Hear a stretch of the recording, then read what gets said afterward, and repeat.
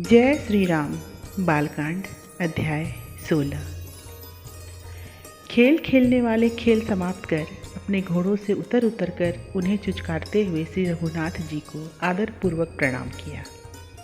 प्रभु ने अपने बंधु, सखा और सेवकों की सराहना तथा सम्मान करते हुए उनके प्रति प्रेम प्रकट किया तथा बहुत से वस्त्र और सुंदर साज से अच्छी तरह सजाए हुए अनेक हाथी और घोड़े दिए।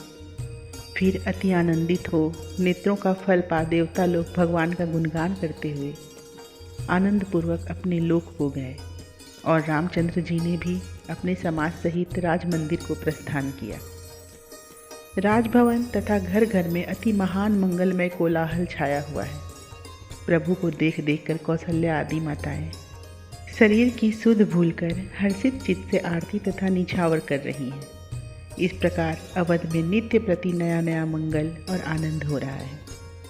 तुलसीदास जी कहते हैं, जिन्हें प्रभु से प्रभु के चरित्र अधिक प्रिय हैं, वे लोग भी उनके ही समान हैं। महामुनि विश्वामित्र जी यज्ञ पूर्ण करना चाहते हैं, परंतु नीच निशाचरगण दुसह दुख देते हैं।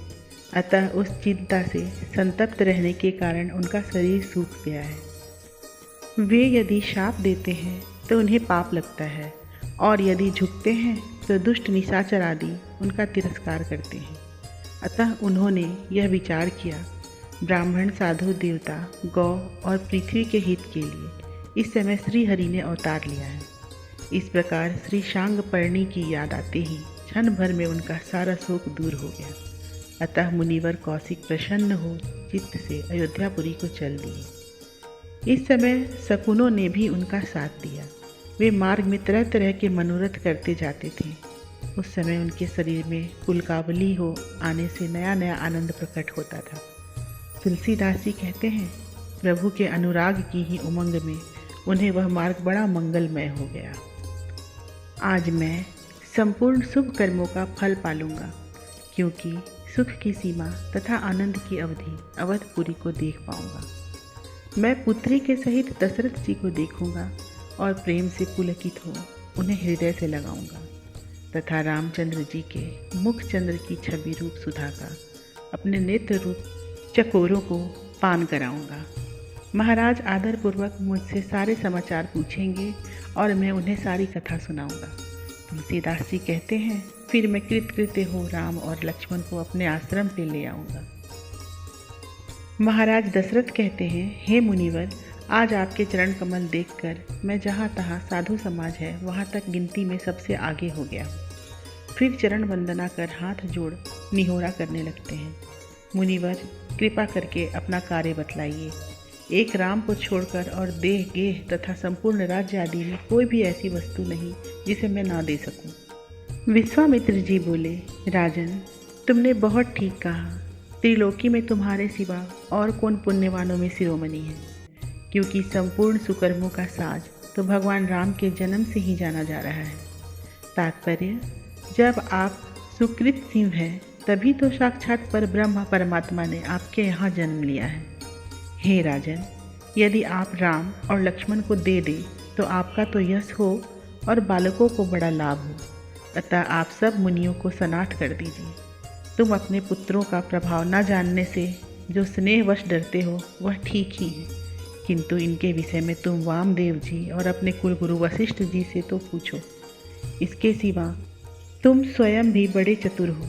ये अपने शत्रुओं का युद्ध में दलन कर मेरे यज्ञ की रक्षा करेंगे और थोड़े ही दिनों में कुशल पूर्वक घर लौट आएंगे।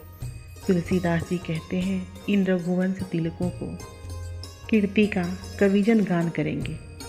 मुनिवर विश्वामित्र के वचन सुनकर महाराज दशरथ ठगे से रह गए। वे भगवान राम के प्रेमवश कुछ कह न सके। उनका शरीर रोमांचित हो गया तथा नेत्रों में जल भर आया। तब गुरु वशिष्ठ जी ने उन्हें समझाया। इससे उन्होंने भगवान राम को शेषशायी भगवान जाना तथा मन में हर्ष माना। फिर उन्होंने पुत्रों को हाथ पकड़कर विश्वामित्र जी के चरणों में गिरकर उन्हें सौंप दिया। इससे मुनिवर के हृदय में आनंद उमड़ने लगा। तुलसीदास जी कहते हैं, भगवान करोड़ों कामदेवों के समान शोभायमान एवं मनमोहक है। वे दृष्टि पड़ते ही चित्त को अपने में बांध लेते हैं।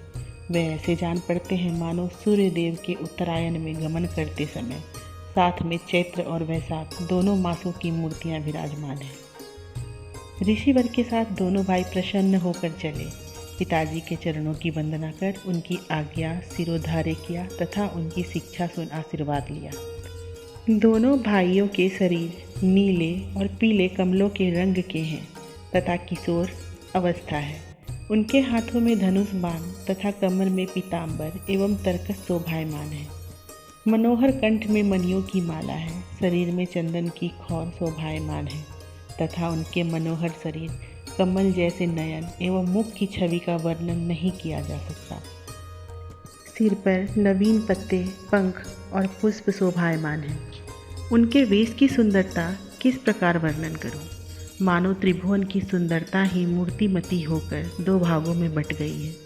दोनों भाई सरोवर में घुसते तथा शिलाओं पर चढ़कर पक्षी, मृग और वन की सुंदरता निहारते हैं।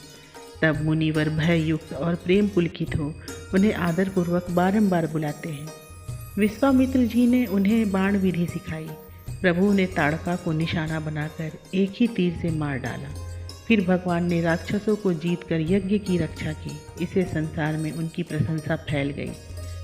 तदंतर रघुनाथ जी ने अपने चरण कमल से स्पर्श करके ही अहिल्या को अपनी पति लोक में पहुंचा दिया।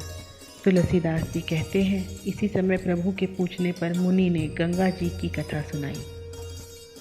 जय श्री राम।